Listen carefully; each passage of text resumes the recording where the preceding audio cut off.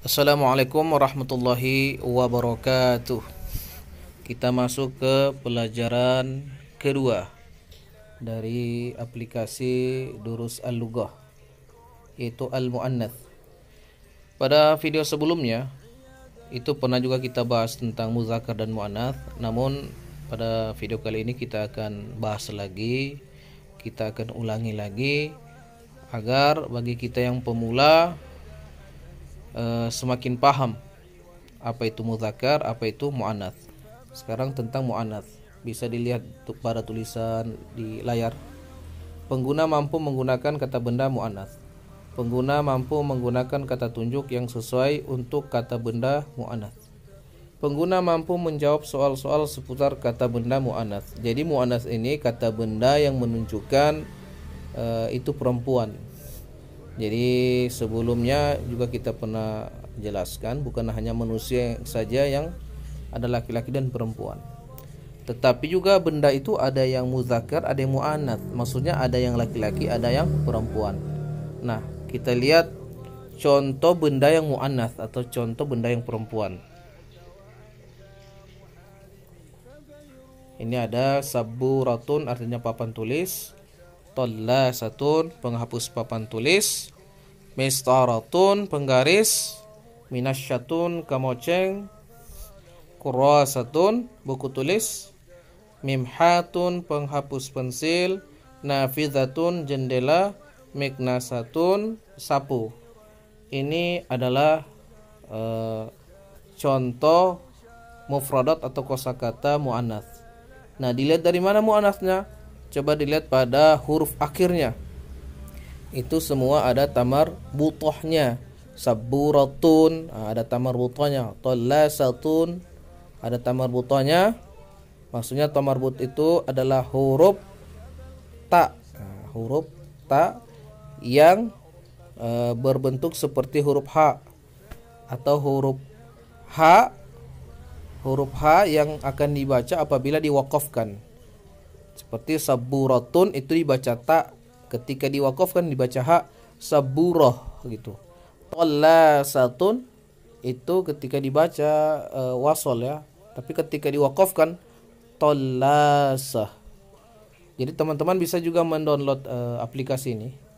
Ini bagus, kalau ditekan itu bisa bersuara juga. Contoh kita tekan sabburatun. Sabburatun. Nah, seperti tallasatun kita tekan. Tallasatun. Dan seterusnya. Contoh kalimat.